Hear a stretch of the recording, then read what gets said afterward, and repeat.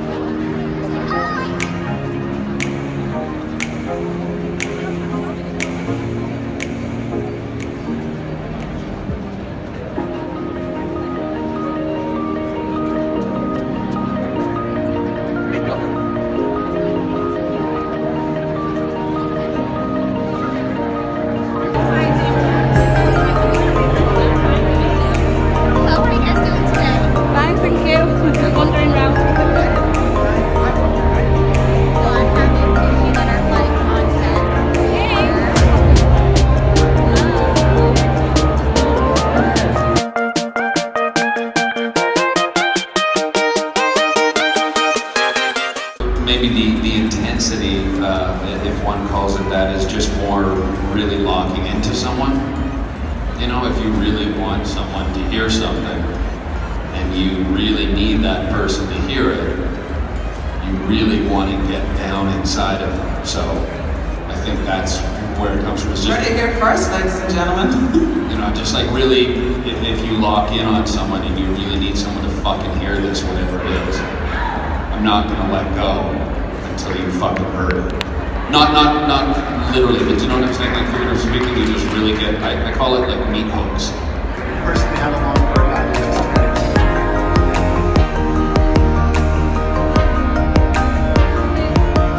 So yeah, here you can see I met Caitlin Nick, and she is Enid from The Walking Dead, and she was just so sweet. She is such a nice person. And here I met Chandler Riggs, who is Cal from The Walking Dead, who recently died, spoilers. He was also really nice.